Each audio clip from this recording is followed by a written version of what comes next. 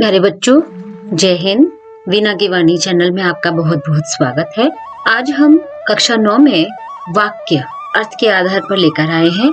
आज हम उस पर पढ़ाई शुरू करेंगे। वाक्य को समझेंगे कि वाक्य क्या होता है, कैसे बनता है और उसके क्या भेद होते हैं। जब आप ग्रेड 10 में आएंगे तो आपको वाक्य रचना के आधार पर मिलेगा, यानी कि वाक्य की फ्रेमिंग कैसे होती है। लेकिन ग्रेड 9 में आपका इसमें 4 अंक के यानी कि एक एक अंक के 4 प्रश्न आएंगे और आपको 4 प्रश्न हल करने होंगे। आज हम उन्हीं 4 अंक के लिए पढ़ाई शुरू करते हैं। वाक्य अर्थ के आधार पर कक्षा 9 में आता है और रचना के आधार पर कक्षा 10 में। वाक्य के 2 प्रकार के भेद होते हैं। पहला तो अर्थ के आधार पर और दूसरा होता है रचना के आधार पर। अर्थ के आधार पर वाक्य के 8 भेद हैं, जिसमें कि विधानवाचक, प्रश्नवाचक, निषेधवाचक, संकेतवाचक, संदेहवाचक, आज्ञावाचक, इच्छावाचक और विस्मयादिवाचक। रचना के आधार पर वाक्य के 3 भेद होते हैं, सरल, संयुक्त और मिश्र। ये आप ग्रेड 10 में पढ़ेंगे। इसका वीडियो अपलोड हो चुका है। जब आपको आवश्यकता होगी तब आप अवश्य देखिएगा, आपको जरूर इससे हेल्प मिलेगी। अब हम आते हैं वाक्य। सबसे पहले ये सीखेंगे कि वाक्य कहते किसे हैं। देखिए, वर्णों के सार्थक समूह को तो शब्द कहते हैं। जब लेटर बनते हैं, एक दूसरे से मिलते हैं और वो एक शब्द बनाते हैं, तो उसको तो वर्णों के समूह को हम शब्द कहते हैं और शब्दों के सार्थक समूह को हम वाक्य कहते हैं। अब यहाँ पर वाक्य 2 चीजों से मिलकर बना होता है, जिसमें उद्देश्य और विधेय होता है। यानी कि वाक्य अगर हम दूसरी भाषा में कहें तो उद्देश्य और विधेय से बनी भाषा की वह इकाई है जिसमें वक्ता यानी कि बोलने वाला अपने भावों और विचारों को संप्रेषित करता है। यानी कि वो वाक्य के माध्यम से जो स्पीकर है वो अपनी बात को कहता है। आपने इंग्लिश में सब्जेक्ट और प्रेडिकेट पढ़े हैं, तो यहाँ पर भी वाक्य में उद्देश्य और विधेय होते हैं। उद्देश्य होता है सब्जेक्ट और विधेय होता है प्रेडिकेट। अब हम आगे बढ़ते हैं। अब देखिए, किसी भी वाक्य के 5 अंग होते हैं और इन 5 अंगों में सबसे पहले कर्ता यानी कि सब्जेक्ट आता है, दूसरा कर्म, तीसरा क्रिया, चौथा है पूरक शब्द और 5वां है विस्तारक। ये 2 प्रकार का होता है। अभी हम इस पर चर्चा करेंगे। देखिए, वाक्य के अंग में सबसे पहला कर्ता यानी कि सब्जेक्ट वाक्य में कार्य को करने वाला कर्ता कहलाता है। ये एक क्रम है जिसमें वाक्य की चीजें सेट होती हैं कि कर्ता किस जगह आएगा, कर्म किस जगह आएगा और क्रिया किस जगह आएगी। फिर आता है कर्म। वाक्य में क्रिया का प्रभाव जिस पर पड़े उसे कर्म कहते हैं। कर्म को हम पहचानने के लिए को विभक्ति का इस्तेमाल करते हैं। जब आप कारक पढ़ते हैं तो आपको कर्ता ने कर्म को ऐसे आप देखते हैं, तो को से हम कर्म की पहचान करते हैं। और वाक्य में कर्ता यानी कि हमारा सब्जेक्ट जो कार्य करता है और वो कार्य किस चीज पर कर रहा है, किसके ऊपर कर रहा है, वो कर्म कहलाती है। क्रिया, जब किसी कार्य का होना पाया जाए उसे क्रिया कहते हैं। कोई भी काम जो आप करते हैं, खाना, पीना, ओढ़ना, सोना, लेना, देना, मारना, पीटना, सब कुछ एक क्रिया है। अब देखिए, कर्ता, कर्म और क्रिया के होते हुए भी जब वाक्य अपने अर्थ को पूरा स्पष्ट न कर पाए, परंतु पूरक शब्द के आते ही वह स्पष्ट होने लगता है। अब पूरक शब्द से आप समझिएगा क्या है। पूरक शब्द यानी कि वाक्य को पूरा करने वाला। अब वाक्य पूरा कैसे होगा, पहले विस्तारक को समझते हैं। यह 2 प्रकार का होता है, कर्ता विस्तारक और कर्म विस्तारक। विस्तारक का अर्थ है जहाँ पर विस्तार पूर्वक कर्ता की परिचय दिया जाए, कर्ता के बारे में बताया जाए, वहां पर कर्ता विस्तारक होता है। और कर्म विस्तारक जहाँ कर्म का विस्तार पूर्वक परिचय दिया गया हो। तो इस तरह से हम कर्ता विस्तारक और कर्म विस्तारक को अभी इन वाक्यों के माध्यम से समझेंगे। देखिए, राम पत्र लिख रहा है, इसमें राम कौन हो गया, कर्ता। क्या लिख रहा है, प्रश्न आपको मिला, पत्र लिख रहा है। क्या से प्रश्न करने पर आपको कर्म का उत्तर मिलता है, तो पत्र हमारा कर्म हो गया। लिख रहा है, लिखना क्रिया हो गई। अब देखिए, मैं आपको पूरक शब्द समझाती हूँ कि कोई वाक्य आपने सुना, समिति ने मुझे चुना। अगर आप इस वाक्य को ध्यान से देखेंगे तो समिति ने कर्ता हो गया, उद्देश्य हो गया हमारा। समिति यहाँ सब्जेक्ट का काम कर रही है। किसको चुना, मुझे चुना, मुझे, मैं यहाँ पर ऑब्जेक्ट हो गया, कर्म हो गया और चुनना क्रिया हो गई। लेकिन उसके बावजूद जैसे ही आपने वाक्य को सुना तो आपके तुरंत मन में प्रश्न आएगा, क्या चुना। अब एक शब्द है जो यहाँ मिसिंग है, अध्यक्ष चुना। समिति ने मुझे अध्यक्ष चुना। तो यहाँ देखिए, कर्ता कर्म और क्रिया के होने के बावजूद वाक्य अपने अर्थ को प्रकट नहीं कर पा रहा था। लेकिन जैसे ही एक शब्द यहाँ पर ऐड हुआ, समिति ने मुझे अध्यक्ष चुना, तो यहाँ पर वाक्य अपने अर्थ को पूरा कर रहा है। यानी कि वे शब्द जो कर्ता क्रिया कर्म होने के बावजूद भी अपने अर्थ को पूरा कर पाने में सक्षम नहीं होते और पूरक शब्दों के माध्यम से वो वाक्य अपने अर्थ को पूरा कर लेते हैं। नेक्स्ट है, अब हम समझेंगे कर्ता विस्तारक और कर्म विस्तारक को। देखिए, देवकी के पुत्र कृष्ण ने मथुरा के राजा कंस का वध किया। अब यहाँ सबसे पहले हम ढूंढते हैं कर्ता क्या है। देवकी के पुत्र और कृष्ण ने, यानी कि कृष्ण हमारे यहाँ पर कर्ता हो गए और ने हमेशा कर्ता के साथ आता है, तो हमने कृष्ण ने ये ले लिया कर्ता। किसको मारा? प्रश्न मिला। कर्म के लिए हमने क्या से प्रश्न किया, क्या और किसको से प्रश्न किया, तो हमें जवाब मिला कंस को मारा या कंस का वध किया। क्रिया हो गई हमारी यहाँ पर वध करना। अब देखिए, कृष्ण, कंस और वध करने के अलावा भी यहाँ पर वाक्य में कुछ शब्द हैं जो पदबंध हैं, जो बचे हुए हैं। देवकी का पुत्र और मथुरा के राजा। अब यहाँ पर देखिए, क्या मथुरा में जब कंस का वध किया तो देवकी ने कोई रोल प्ले किया था? नहीं। यहाँ पर जो हमारे कर्ता हैं, जो कृष्ण हैं, उन्हीं का परिचय दिया है कि वो देवकी के पुत्र हैं, उन्हीं की पहचान को और ज्यादा स्पष्ट किया है। तो यहाँ पर देवकी के पुत्र, ये हमारा हो गया कर्ता विस्तारक, और मथुरा के राजा, ये किसकी पहचान हो गई? कंस की। तो ये हमारे कर्म, और कंस हमारा कौन है? कर्म है। तो कर्म की पहचान ही जब विस्तार पूर्वक बताई जाए तो उसे हम कर्म विस्तारक कहते हैं। तो यह मथुरा के राजा कर्म विस्तारक हो गया। कंस कर्म हो गए, मारना क्रिया हो गई। अब देखिए, जब हम वाक्य को पढ़ते हैं तो हमारा वाक्य उद्देश्य और विधेय को मिलकर बनता है, और वाक्य के हमने 5 अंग देखे अभी: कर्ता, कर्म, क्रिया, पूरक शब्द और विस्तारक।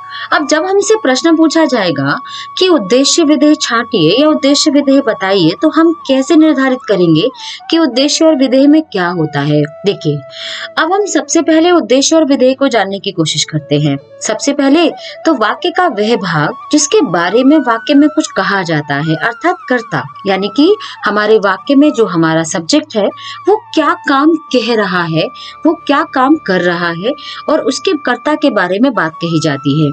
अब देखिए, यहाँ पर जो वाक्य था, यानी कि उद्देश्य में क्या चीज आ गई? पहली हमारी कर्ता आ गई। अब कर्ता का जो विस्तार दिया, जो उसका कर्ता का परिचय दिया, वो भी उद्देश्य में आता है। और ने परसक तो हमेशा ही उद्देश्य के साथ आता है। मैंने, तुमने, उसने, इसने, लड़की ने, लड़के ने, राम ने, सीता ने, लक्ष्मण ने, भरत ने, तो हमेशा ने किसके साथ आता है? कर्ता के साथ आता है।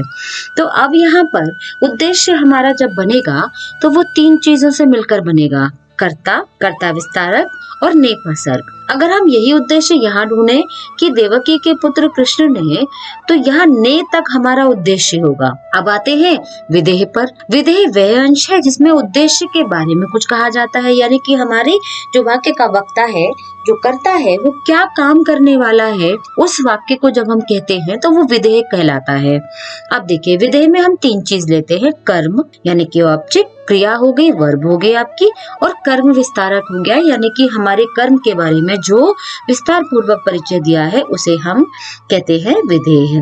अब यहाँ पर इसी वाक्य में मथुरा के राजा कंस का वध किया, ये हमारा हो गया विधेय। आगे बढ़ते हैं, कुछ एग्जाम्पल से मैं आपको बताती हूँ हम उद्देश्य विधेय को कैसे पहचानेंगे। वासुदेव के पुत्र कृष्ण ने मथुरा के राजा कंस को मारा। तो देखिए, वासुदेव के पुत्र कृष्ण ने तक यहाँ पर देखिए, वासुदेव के पुत्र ये कर्ता विस्तारक हो गया, कृष्ण ने ये कर्ता हो गया, ने पर सर्ग हो गया, यहाँ तक हमारा हो गया उद्देश्य। और मथुरा के राजा कंस को मारा, तो मथुरा के राजा कर्म विस्तारक, कंस हो गया ऑब्जेक्ट, और मारना क्रिया हो गई, ये हमारा विधेय हो गया। कुछ और एग्जाम्पल देखते हैं। राम और लक्ष्मण वन को गए, तो राम और लक्ष्मण यहाँ उद्देश्य हो गए, वन को गए विधेय। वीर सैनिक देश पर प्राण न्यौछावर कर देते हैं, वीर सैनिक उद्देश्य, और देश पर प्राण न्यौछावर कर देते हैं विधेय। गोकुल के नन्हे बालक कृष्ण ने सबको मोहित किया, तो गोकुल के नन्हे बालक ये कर्ता विस्तारक हो गया, कृष्ण कर्ता हो गया और ने पर सर्ग हो गया, ये उद्देश्य हो गया। सबको मोहित किया, सबको यहाँ सब ऑब्जेक्ट हो गया, और यहाँ पर मोहित किया क्रिया हो गई, यानी कि सबको मोहित किया, ये हमारा विधेय हो गया। मामा घर आए हैं, मामा उद्देश्य, घर आए हैं विधेय है।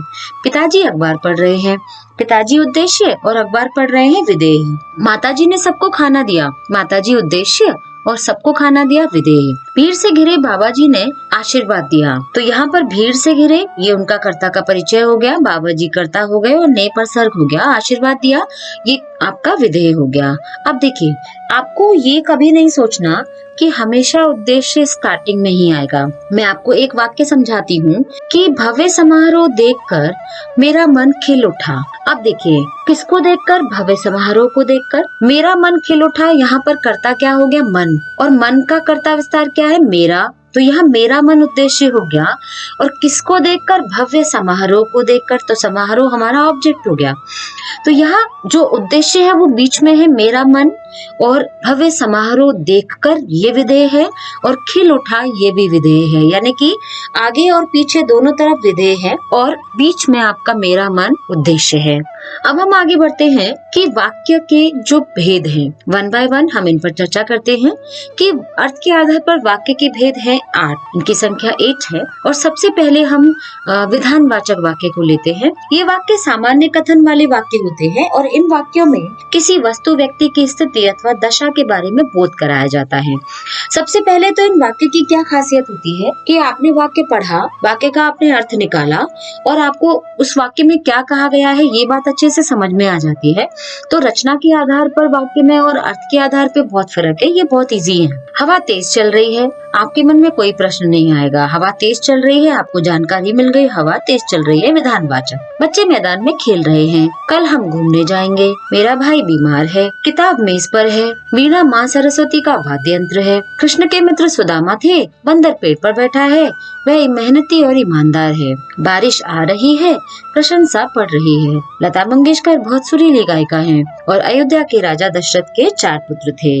विधानवाचक में सिंपल वाक्य, जहाँ आपको कोई स्थिति, किसी दशा की बात की जाए, आप देखेंगे वाक्य को, तुरंत आपको समझ में आ जाएगा। अब हम आते हैं दूसरे भेद पर, प्रश्नवाचक। जैसा कि आपको वाक्य के नाम से लग रहा है, प्रश्नवाचक, जहाँ पर प्रश्न खड़ा किया जाए और जिन वाक्यों में वक्ता कोई प्रश्न पूछता है और प्रश्न पूछने में कोई उत्तर अपेक्षित होता है। प्रश्नवाचक वाक्य को हम प्रश्नवाचक चिन्ह के साथ कब, कहाँ, कैसे, क्यों, कितना आदि शब्दों को प्रयोग कर प्रश्न पूछने के संदर्भ में करते हैं। आप कैसे हैं? अगर आपने क्वेश्चन मार्क नहीं लगाया तो यहाँ पर ये प्रश्नवाचक वाक्य नहीं बनेगा। राम, आप कहाँ जा रहे हैं? आप दिल्ली से कब आए? क्या विद्यालय खुल रहा है? अभी तक आप क्यों जाग रहे हैं? आप किससे बात कर रहे हैं? क्या आप मेरे साथ पढ़ोगी? वह कौन था और यहाँ क्यों आया था? यहाँ 2 प्रश्न हमने एक साथ कर लिए। क्या शालू बीमार है और वे अस्पताल में है?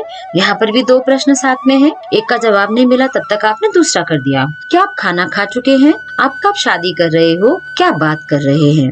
अब आप देखिए, अगर हम प्रश्नवाचक वाक्य नहीं लगाएंगे और मैं एक वाक्य आपको बोलूं, क्या बात कर दिया आपने, तो यहाँ पर वो प्रश्न नहीं पूछ रहे हैं, बल्कि किसी के बात करने की जो उन्होंने स्टेटमेंट बोला है उसकी तारीफ कर रहे हैं कि क्या बात की है आपने। तो अगर कुछ क्या बात कर रहे हैं आप, तब ये प्रश्नवाचक होगा, क्या बात कर दिया आपने। तो ये आप आश्चर्य प्रकट करते हुए उनकी बात की तारीफ कर रहे हैं, समर्थन कर रहे हैं, तो यहाँ पर ये प्रश्नवाचक नहीं होगा बल्कि विस्मय होगा। तो यहाँ पर आप विस्मय अगर ऐसे वाक्य में आप यूज करते हो, प्रश्नवाचक नहीं लगाते, तो वो बिना चिन्ह के प्रश्नवाचक वाक्य नहीं बनेगा। अब आते हैं निषेध पर। निषेध में, निषेध का मतलब होता है नहीं, जब कोई कार्य नहीं होता। इन वाक्यों में वक्ता द्वारा कथन का निषेध किया जाता है। इसमें ना, नहीं आदि अवयव का प्रयोग किया जाता है। राम खाना नहीं खा रहा है, बच्चे विद्यालय नहीं जा रहे हैं, वह बीमार थी इसलिए नहीं आ सकी, मैं नहीं आ सकूंगा, झूठ नहीं बोलना चाहिए, मैं बाहर नहीं आ सकूंगा, उसने कई दिन से खाना नहीं खाया, बारिश नहीं हो रही है, मेरे परीक्षा में अच्छे अंक नहीं आए हैं, आज मेहमान नहीं आ रहे हैं, आप वहाँ न जाएं तो अच्छा है, रेल समय से नहीं चल रही है, उसने चोरी नहीं की थी, मैं किसी से बात नहीं करना चाहता। आपने देखा कि यहाँ पर क्रिया के नहीं होने की बात हो रही है। इन वाक्यों को हम निषेधवाचक कहते हैं, जहाँ किसी काम को वक्ता नहीं करता है, यानी कि हमारा जो सब्जेक्ट है वो उस काम को नहीं करता। अगले वाक्य भेद पर आते हैं संकेतवाचक। जैसा कि आपको लग रहा है संकेत यानी कि कोई इंडिकेशन है, इसे हम शर्तवाची भी कहते हैं। इसमें 2 सेंटेंस को जोड़कर एक वाक्य बनाया जाता है और एक शर्त खड़ी की जाती है, यानी कि पहली अगर स्टेटमेंट पूरा होगा तो दूसरा होगा। अगर पहला पूरा नहीं होगा तो दूसरा भी नहीं होगा। जब आप कन्वर्जन करते हैं तो आप इसमें विशेष ध्यान रखेंगे कि मान लीजिए विधानवाचक वाक्य है और उसमें तो केवल एक ही सिंपल चीज बताई गई होगी, तो जब आप उसे संकेत में कन्वर्ट करेंगे तो आपको उसमें कुछ शर्त वाला जोड़ना भी पड़ेगा। आइए समझते हैं। संकेतवाचक वाक्य शर्तवाची भी कहलाता है क्योंकि वक्ता इसमें शर्त का विधान करता है। ये वाक्य प्रायः यदि, तो, अगर, तो आदि अव्यय से जुड़े होते हैं। फॉर एग्जाम्पल, यदि बीमार नहीं पड़ता तो परीक्षा अवश्य देता। यदि कंडीशन खड़ी की और रिजल्ट उसका अगर बीमार नहीं पड़ता तो परीक्षा देता। बीमार पड़ गया इसलिए परीक्षा नहीं दी। अगर सब ठीक रहा तो मुझे नौकरी मिल जाएगी। यहाँ पर भी शर्त है, देखिए, अगर सब ठीक होगा तो ही नौकरी मिलेगी, नहीं तो नहीं मिलेगी। अगर ठीक से पढ़ाई करोगे तो परीक्षा में बहुत अच्छे अंक प्राप्त करोगे। ठीक से पढ़ाई करनी पड़ेगी तभी परीक्षा में अच्छे अंक प्राप्त होंगे। समय से अगर पहुँच गए तो रेलगाड़ी जरूर मिल जाएगी। समय से पहुँचना होगा तभी रेलगाड़ी हमें मिलेगी। यदि आज बारिश नहीं हुई तो मैं बाहर घूमने जाऊंगा। बारिश नहीं होगी तो ही घूमने जा पाऊंगा। अगर बारिश नहीं हुई तो जाऊंगा, अगर बारिश हुई तो नहीं जाऊंगा। अगर हम जरूरत के वक्त किसी की मदद करते हैं तो हमें भी जरूर मदद मिलती है। यहाँ पर भी शर्त है, अच्छा करोगे तो अच्छा आपको जरूर मिलेगा। यदि हम अच्छा व्यवहार करेंगे तो सभी का प्यार हमें सदा प्राप्त होगा। पहले हमें अच्छा प्यार करना होगा तभी वो शर्त पूरी होगी जब हमें सबका प्यार मिलेगा। अगर हम प्रकृति का हित सोचेंगे तो प्रकृति भी सदैव हमारे लिए वरदान ही बनेगी। प्रकृति को वरदान बनाने के लिए पहले आपको उसके हित के बारे में सोचना होगा। तो यहाँ पर है ये संकेतवाचक, जहाँ पर आप संकेत देते हैं, एक कंडीशन पूरी होगी तो ही दूसरी कंडीशन पूरी होगी। अगला वाक्य भेद है संदेह, डाउटफुल जहाँ स्थिति होती है वाक्य में।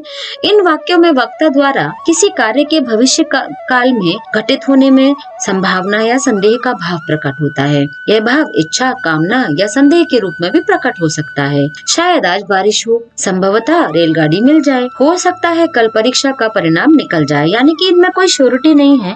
आप संदेह करते हैं कि काम होगा या नहीं होगा। क्या पता बारिश आए और हम भीग जाएं। हो सकता है कि हम घूमने जाएं। शायद कल शादी में जाना पड़ सकता है। संभवतः वह मैच जीत जाए। कदाचित आज बहुत बड़ी सफलता मिले। शायद हम पहुंच जाएं। हो सकता है हमारे परिवार वाले मान जाएं। तो यहाँ पर इन सभी वाक्यों में आपने देखा कि संदेह की स्थिति है, जहाँ पर डाउटफुल है, काम हो भी सकता है और काम नहीं भी हो सकता है। अगला वाक्य भेद है आज्ञावाचक, जहाँ पर आप ऑर्डर देते हो या ऑर्डर मांगते हो या प्रार्थना करते हो। अगर आप कक्षा में जाने की परमिशन मांगते हैं तो वो भी आज्ञावाचक होता है। इन वाक्यों में वक्ता आज्ञा, निर्देश, प्रार्थना एवं चेतावनी आदि भावों को व्यक्त करता है। एग्जाम्पल देखते हैं। तुम यहाँ से जाओ, समय से पहुंच जाना, यहाँ शोर मत कीजिए। आप एक शब्द पे ध्यान दीजिए, मत। आप कहेंगे कि मत का मतलब तो होता है नहीं, लेकिन आप कभी भी मैं यह काम मत करूंगा, आप ऐसे कभी वाक्य का प्रयोग नहीं करते। यहाँ मत बैठो, यानी कि मत शब्द का प्रयोग कोई दूसरा व्यक्ति हमारे लिए करता है या हम किसी दूसरे व्यक्ति के लिए ऑर्डर देने के लिए करते हैं। वहाँ मत बैठो, यहाँ मत जाओ, यह मत करो, ये सामान मत उठाओ, तो यहाँ पर आप शोर मत करिए। तो इस तरह से मत शब्द का प्रयोग हम ऑर्डर के वे में यूज करते हैं। तो जहाँ पर मत आए आप उसको क्या मानिएगा, आज्ञावाचक मानिएगा। वहाँ मत जाइए, चुपचाप बैठिए, कभी कभी टहला भी करो, ये आपका क्या हो गया, निर्देश हो गया। अब बैठकर पढ़ो, ये आज्ञा हो गई। जाओ बाजार से सामान लेकर आओ, आज्ञा। आप अपना कार्य करें, आज्ञा। निर्देश भी है ये, जैसे भी हो तुरंत घर पहुँचो, आज्ञा। मैं अंदर आ सकता हूँ, प्रार्थना। तुम यहाँ से जाओ और अपने भाई को भेजो, आज्ञा। अब बातें करना बंद करो, निर्देश। तो इस तरह से हम जब ऑर्डर देते हैं या ऑर्डर मांगते हैं तब हम आज्ञावाचक वाक्यों का प्रयोग करते हैं। अगला हमारा भेद है इच्छावाचक। इच्छा में जैसा कि आप इच्छा शब्द से हमारी विश होती है कि ऐसा काम हो जाए। इसमें विश हम अपने लिए भी कर सकते हैं, किसी दूसरे के लिए भी अच्छा सोच सकते हैं, और हम किसी को जब आशीर्वाद देते हैं तब भी हम इच्छावाचक वाक्य की श्रेणी में उनको रखते हैं। इन वाक्यों में वक्ता के द्वारा या तो अपने लिए या दूसरे के लिए इच्छा, कामना, आशीर्वाद एवं आशा का भाव व्यक्त होता है। एग्जाम्पल समझाती हूँ। अब चला जाए, ये इच्छा हो गई। आपकी यात्रा शुभ हो, ये कामना हो गई। ईश्वर आपको दीर्घायु करे, आशीर्वाद हो गया। भगवान करे आप जल्दी ठीक हो जाएं, ये इच्छा हो गई, आपके लिए अच्छी कामना हो गई। चिरंजीवी भव, आयुष्मान भव, ये दोनों आशीर्वाद हैं, लंबी आयु के लिए दिए जाते हैं। मुझे ये आशा है कि एक दिन आप बहुत नाम कमाओगे। ये कामना करना, किसी के लिए आप विश करते हो, आप सदैव स्वस्थ और प्रसन्न रहें। इच्छा हो गई, ईश्वर आपकी सहायता करे। कामना हो गई, काश मैं कक्षा में सबसे अच्छा परिणाम लाऊं। इच्छा, काश मेरा बेटा भी अधिकारी बन जाए। इच्छा, काश मेरे भी पंख होते और मैं पंछी की तरह आकाश में उड़ पाती। तो यहाँ पंख भी होते और पंछी की तरह आकाश में उड़ पाती, दो वाक्यों को मिलाकर इच्छा प्रकट की है। सदा खुश रहो, ये आशीर्वाद हो गया। यानी कि जब हम किसी के लिए विश करें या अपने लिए कुछ ऐसी कामना करें कि ये इच्छा हमारी पूरी हो जाए, तो वहाँ उन वाक्यों को हम इच्छावाचक कहते हैं। अब हमारा अंतिम है विस्मयादि बोधक। जैसा कि शब्द से आपको पता लग रहा है, विस्मय यानी कि आश्चर्य का बोध। हमारे मन के जितने भाव होते हैं, चाहे आश्चर्य का हो, विस्मय हो, घृणा हो, हर्ष हो, प्रेम, शोक, भय, इनको हम व्यक्त करने के लिए कुछ शब्दों का प्रयोग करते हैं और उनके बाद विस्मयादि सूचक चिन्ह भी लगाते हैं। और इन अव्ययों का प्रयोग करते हुए हमें इस चिन्ह को अवश्य लगाना होता है, तब हमारे मन के भाव प्रकट होते हैं। हम किसी को एड्रेस करते हैं तब भी हम यही चिन्ह का प्रयोग करते हैं। उफ, कितनी गर्मी है, हाय राम, दर्द के मारे मैं तो मर गई। ओह, आप आ गए, वाह, आपने तो कमाल कर दिया। प्रसन्नता का भाव, छी कितना गंदा है, हे राम, गजब हो जाता। आह, मजा आ गया। अरे तुम पढ़ रहे हो, आश्चर्य का भाव, हाय मेरा सिर फट रहा है, तकलीफ हो रही है। आह, कितना सुंदर दृश्य है, ओहो क्या बात है, वाह क्या बात कर दी आपने। तो यहाँ पर देखिए आप वाक्य को कि किस तरह से मन के भावों को वाक्यों के माध्यम से प्रकट किया गया है। सिंपल है, बहुत कठिन नहीं है। अब यहाँ पर मैं आपको बताती हूँ कि वाक्य के किसी भी भेद का कोई उदाहरण किस तरह से प्रश्न आपको पूछे जाएंगे 4 नंबर में। कि पहला प्रश्न, वाक्य के किसी भी भेद का कोई उदाहरण लिखिए। यानी कि 8 भेदों में से कोई नाम दे दिया और आप उसमें लिख रहे हैं किसी, चाहे आज्ञावाचक पूछा है, चाहे संकेतवाचक, चाहे इच्छावाचक, कोई भी, और आप वहाँ पर लिख रहे हैं उसका एग्जाम्पल। उद्देश्य विधेय बताइए, सब्जेक्ट प्रेडिकेट बताइए। तो निम्न वाक्य किस भेद के अंतर्गत आते हैं, यानी कि कोई एक वाक्य कोई दे दिया और उसका भेद बताना है आपको। और चौथा प्रश्न कि दिए गए वाक्य को निर्देशानुसार परिवर्तित कीजिए। जब आप उसको चेंज करते हैं तो यहाँ पर वो चेंज करना भी प्रश्न में आता है। अब देखिए, मैं आपको एक ही वाक्य को सारे 8 भेदों में बदल कर दिखाती हूँ। राम पत्र लिख रहा है, विधानवाचक। क्या राम प्रश्न लिख रहा है, प्रश्नवाचक। राम पत्र नहीं लिख रहा है, निषेधवाचक। अगर समय मिलेगा तो राम पत्र लिखेगा, संकेतवाचक। शायद राम पत्र लिख रहा हो, संदेहवाचक। राम पत्र लिखो, आज्ञावाचक। काश राम पत्र लिखे, इच्छावाचक। अरे राम पत्र लिख रहा है, विस्मयादिवाचक। यानी कि आप एक ही वाक्य को 8 भेदों में कन्वर्ट कर सकते हैं। कन्वर्ट करते समय इस बात का ध्यान रखेंगे कि संकेत वाचक में आपको कुछ ना कुछ ऐड करना होगा। विधान में सिंपल होगा, प्रश्नवाचक में क्वेश्चन मार्क लगेगा, निषेध में नहीं लगेगा, संकेत वाचक में यदि, तो, अगर लगेगा, संदेह में शायद, ये हो सकता है, ऐसे शब्दों का इस्तेमाल करेंगे। आज्ञा में आप ऑर्डर देंगे या प्रार्थना करेंगे। इच्छावाचक में आप काश का प्रयोग कर सकते हैं और विस्मयादिवाचक में आप छी, अरे, ऐसे सब अव्ययों का प्रयोग आप कर सकते हैं। तो इस तरह से हमारा ये वाक्य 8 जो भेद हैं, इस तरह के प्रश्न आएंगे। मुझे उम्मीद है यदि आपको थोड़ा बहुत भी मेरा पढ़ाना अच्छा लगा हो तो मुझे जरूर कमेंट करें, और अगर आपका मन करे तो प्लीज लाइक, शेयर और सब्सक्राइब भी करें। Thank you so much. जय हिंद, जय भारत, बहुत बहुत धन्यवाद, आभार।